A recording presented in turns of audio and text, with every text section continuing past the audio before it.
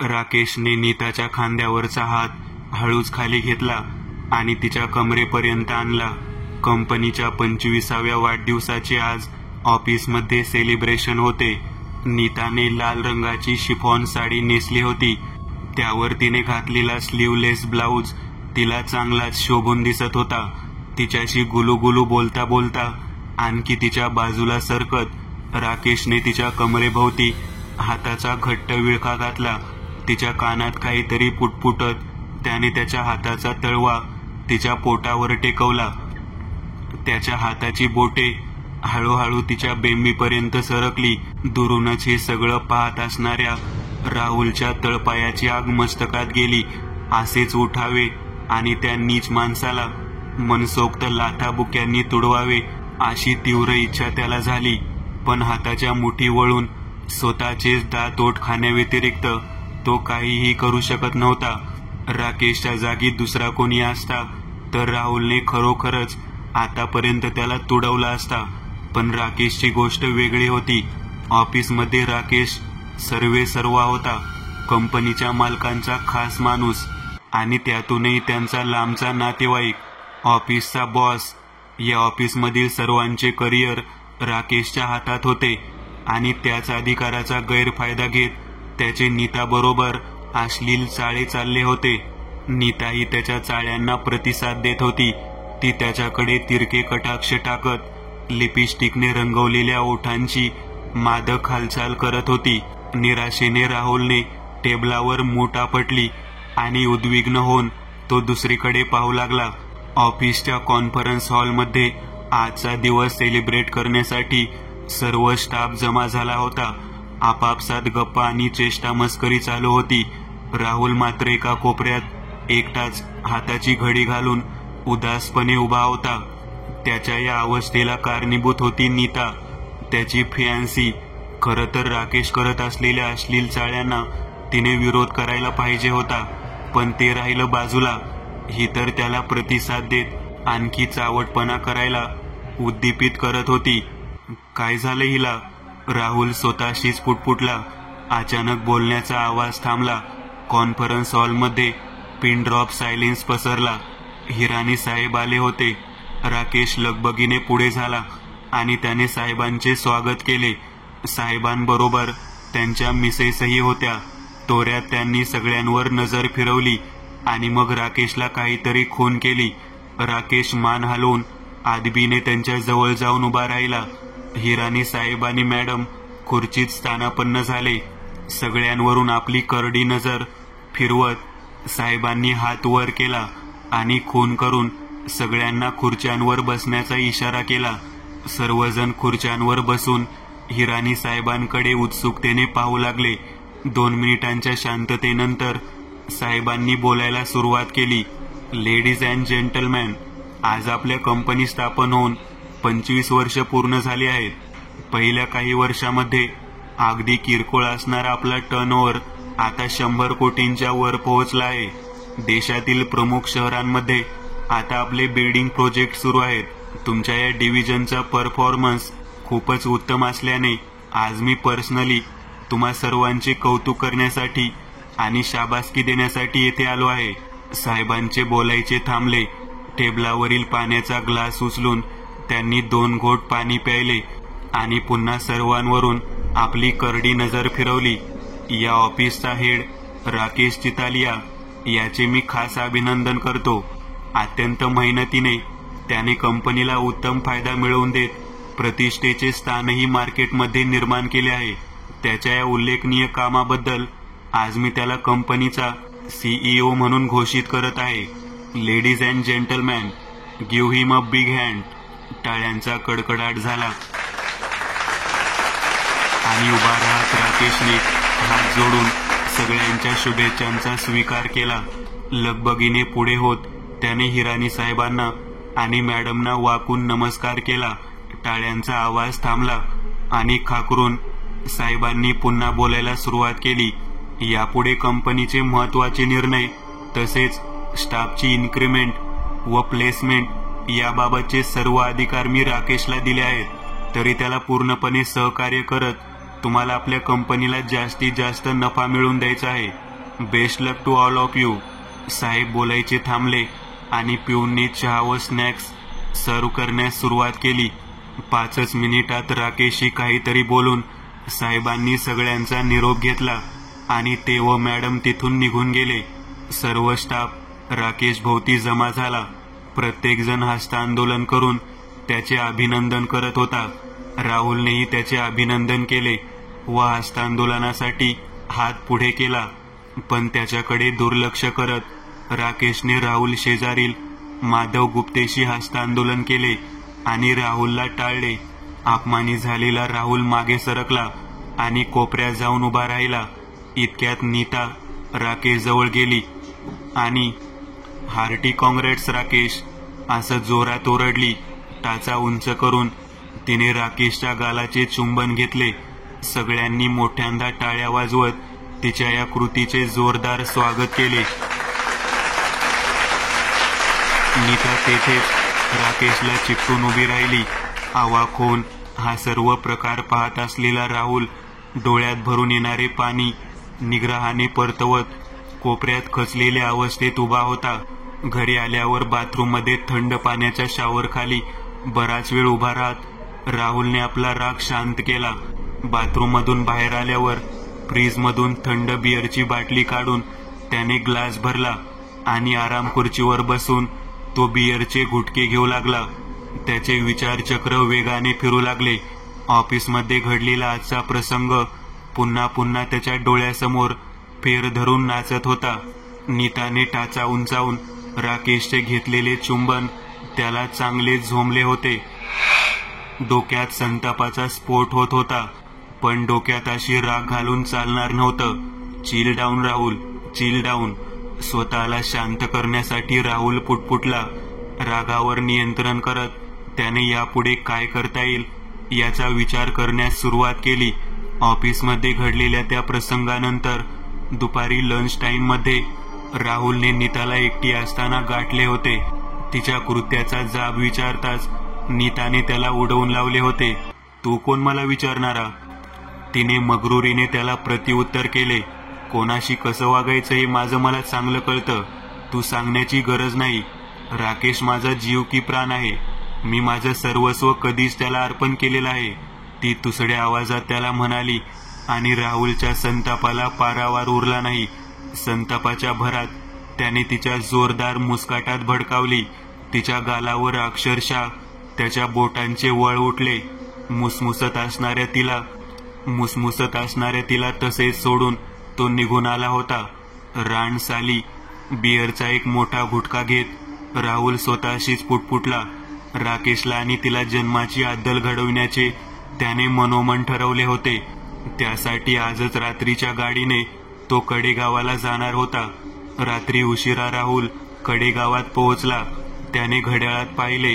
रात्रीचे 11 वाजले होते. ही वेळ कीचकला भेटण्यासाठी अगदी योग्य होती. कीचक काळी जादू आणि जारण मारण तंत्रातला श्रेष्ठ मांत्रिक. मोठ्या मुश्किलीने राहुलने त्याच्या कडेगावातील घराचा पत्ता मिळवला होता. गर्द काळोखातून रानात असलेल्या त्याच्या झोपडीवजा घराचा पत्ता शोधता शोधता रात्रीचे 12 वाजून गेले होते. राहुलने त्याच्या घराचे दार वाजवले आणि दार उघडण्याची वाट पाहत तो तसाच उभा राहिला. थोड्या वेळाने दार उघडले आणि दारात उभा असलेल्या व्यक्तीच्या अवताराकडे पाहून राहुल हापकूनच गेला. एक काळकभिन्न व्यक्ती दरवाजात उभी होती. त्याचे केस पिंजारलेले होते. डोळे निखाऱ्याप्रमाणे लालबुंद होते. चेहऱ्यावर दाढी मिशांचे जंगल वाढलेले होते. राहुलकडे कटाक्ष टाकून ती व्यक्ती पुन्हा आत जाण्यासाठी वळली. राहुल त्याच्या मागोमाग त्या घरात शिरला. आतील अंधाऱ्या खोलीत धुनी पेटलेली होती. सगळीकडे धूर दाटून राहिला होता. कंदिलाच्या मंद प्रकाशाची सवय झाल्यावर राहुलला खोलीची रूपरेषा लक्षात आली. खोलीत चहूकडे चित्रविचित्र वस्तू दिसत होत्या. मानवी हाडांचे सांगाडे, कवट्या आणि जादूटोण्याला लागणाऱ्या कित्येक वस्तू तेथे अस्ताव्यस्त पडलेल्या होत्या. बोल, काय काम आहे? भसाड्या आवाजात कीचकने राहुलला विचारले. राहुलने नीता, राकेश आणि तो यांची सर्व कहाणी सांगितली. सर्वात शेवटी तो म्हणाला, त्या नराधमाला या जगातून नाहीसे करायचे आहे. काय तो उपाय तुम्ही सांगा. लागेल तेवढा खर्च करण्यास मी तयार आहे. राहुल बोलायचा थांबला आणि खोलीत भयान शांतता पसरली. दोन्हीमध्ये तडतडणाऱ्या उदीचा आवाज सोडता कसलाही आवाज येत नव्हता. आणि पोरगी, तिलाही संपवायचे की सोडायचे? कीचकने राहुलकडे डोळे वटारून पाहत विचारले. नाही, तिचा फक्त यार मेला पाहिजे. तिला काही होता कामा नये. घाईघाईने राहुल बोलला आणि कीचकने गडगडाटी हास्य केले. होऊन जाईल काम. 50,000 लागतील. पैसे घेऊन ये. मग काय उपाय करायचा ते सांगतो. एखाद्या झुरळाकडे पाहावे अशा तुच्छतेने राहुलकडे पाहत कीचक गरजला. पैसे मी घेऊन आलोय. खिशातून कोऱ्या करकरीत नोटांचे बंडल काढत हळू आवाजात राहुल बोलला. हे घ्या 50,000. नोटांचे बंडल कीचक समोर ठेवत राहुल पुटपुटला. पैशांचे बंडल उचलत कीचक जागेवरून उठला आणि आतील खोलीत निघून गेला. राहुल अस्वस्थपणे तेथेच बसून राहिला. या भयानक वातावरणात अजून काही वेळ थांबलो तर आपल्याला वेड लागेल की काय अशी भीती त्याला वाटू लागली. 5 मिनिटात कीचक परतला. त्याच्या हातात एक छोटीशी पुडी होती. ती राहुलच्या हातात देत तो खाली बसला आणि बोलू लागला. आता मी काय सांगतो ते नीट ऐक. प्रथम तुला तुझ्या गावातील दफन स्थान शोधायचे आहे. त्यानंतर येत्या अमावास्येला रात्री 12 नंतर नुकत्याच पुरलेल्या प्रेताचा सुगावा तुला काढायचा आहे. असे नुकतेच पुरलेले प्रेत हुडकून त्या स्थानावर तुला जमीन खोदावी लागेल. त्या प्रेताचे तोंड मोकळे झाले की त्याच्या तोंडात तुला अघोर नैवेद्याचा घास भरवायचा आहे. मी तुला एक मंत्र देणार आहे. त्याचा जप करत हा घास तू त्या प्रेताला भरवायचा आहेस. घास भरवला की पुन्हा माती लोटून प्रेत गाडून टाकायचे आणि मागे वळून न पाहता सरळ घरी जाऊन झोपायचे. बस. हा अघोर नैवेद्याचा घास कसा बनवायचा ते आता ऐक. थोडे तांदूळ शिजवून भात तयार करायचा. त्यात थोडे कच्चे उडीद आणि मी दिलेला हा अंगारा एकत्र मिसळून वर 1 चमचा लाल कुंकू टाकायचे. झाला तयार अघोर नैवेद्य. याचा घास तू त्या प्रेताला भरवायचा आहेस. ऐकता ऐकता राहुलला घाम फुटला. कीचक पुढे बोलू लागला. हा घास भरवल्यानंतर जेव्हा कधी त्या मुलीचा तिच्या यारबरोबर संग होईल त्यावेळी त्याचा मृत्यू निश्चित आहे. मी दिलेल्या मंत्राचा जप मात्र घास भरवताना करायचा आहे. एवढं बोलून कीचक थांबला आणि डोळे मिटून ध्यानस्थ झाला. राहुल अस्वस्थपणे उठला आणि अंगाऱ्याची पुडी मुठीत घट्ट धरून दारापर्यंत पोहोचला. दार लोटून तो बाहेर पडणार तोच मागून कीचकचा धीर गंभीर आवाज आला. थांब. एक गोष्ट नीट लक्षात ठेव.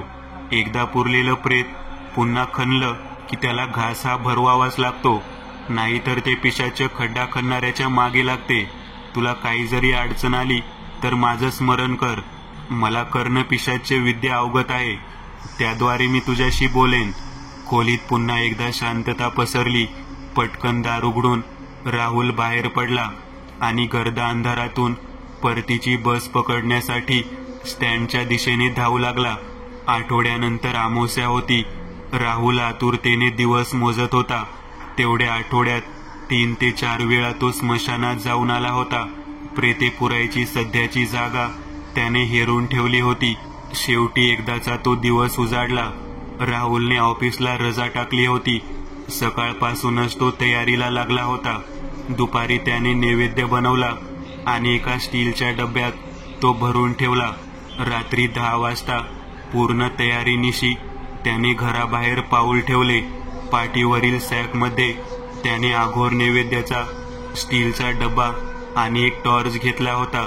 स्मशानाजवळील हार्डवेअर स्टोअरमधून त्याने जमीन खणण्यासाठी टिकाव, फावडे आणि घमेले यांची खरेदी केली. त्या 3ही वस्तू स्मशानातील एका झाडामागे त्याने लपवून ठेवल्या. नुकतेच एका तरुण मुलीचे प्रेत स्मशानात अंत्यविधीसाठी आले होते. तिचे नातेवाईक मोठ्या संख्येने जमा झाले होते. नेमून दिलेल्या जागेभोवती त्यांचे अंत्यविधी चालू होते.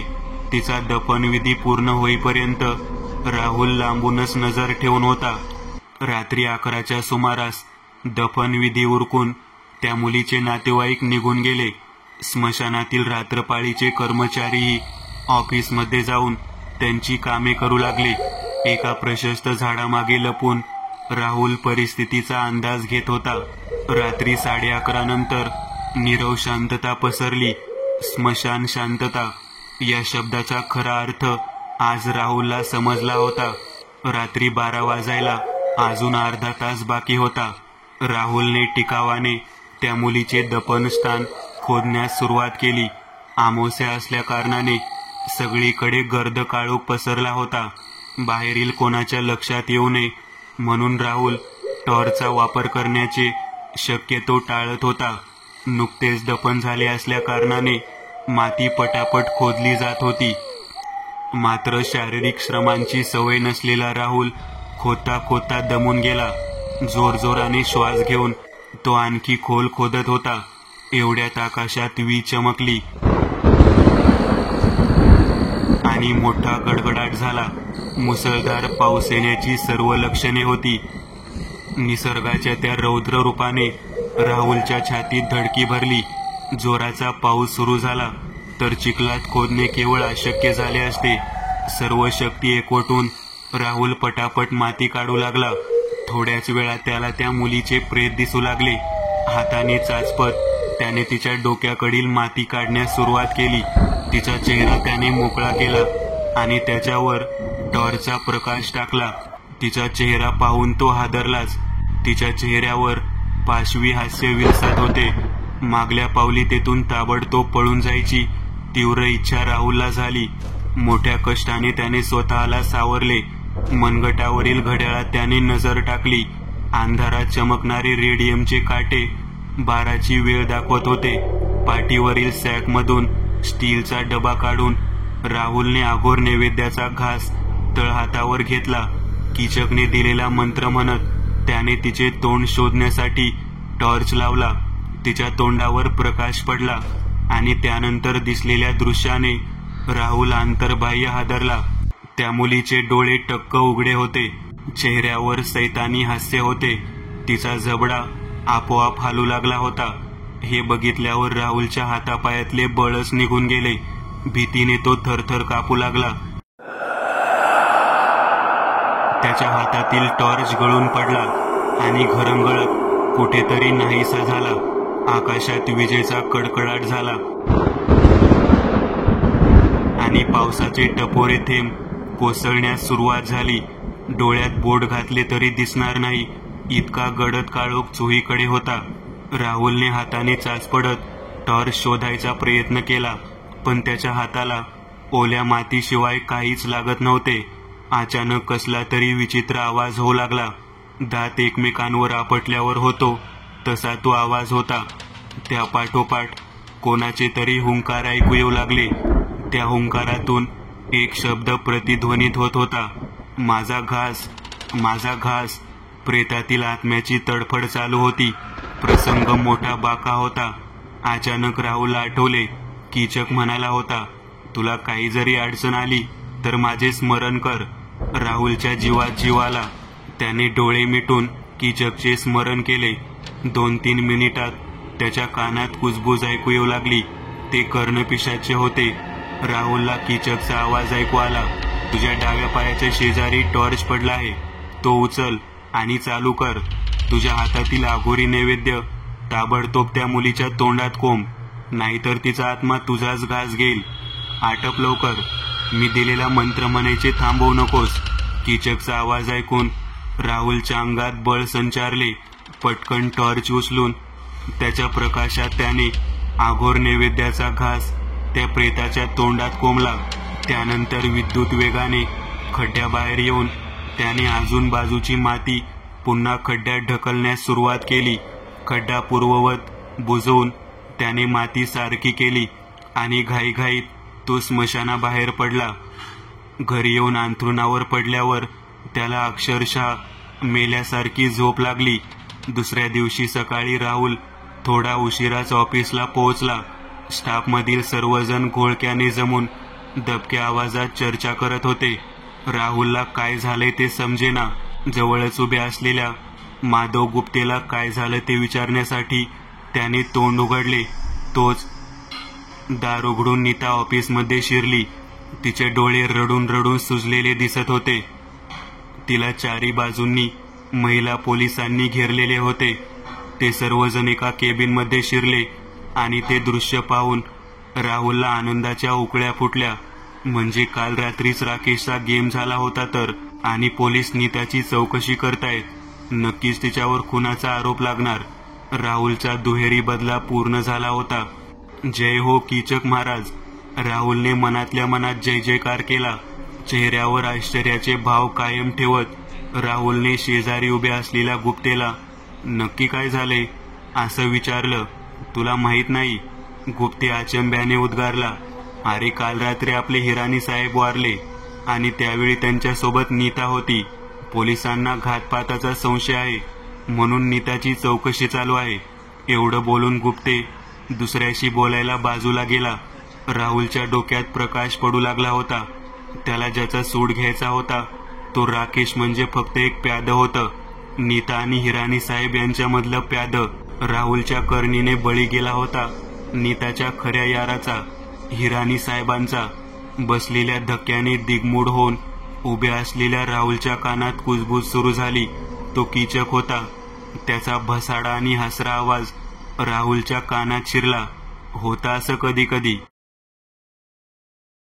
मित्रांनो, आज पुरतं एवढंच. तुम्हाला जर काही गोष्ट आवडली असेल तर नक्की लाईक करा. तुमच्यापैकी बरेचसे जण व्हिडिओ लाईक न करताच पळून जातात.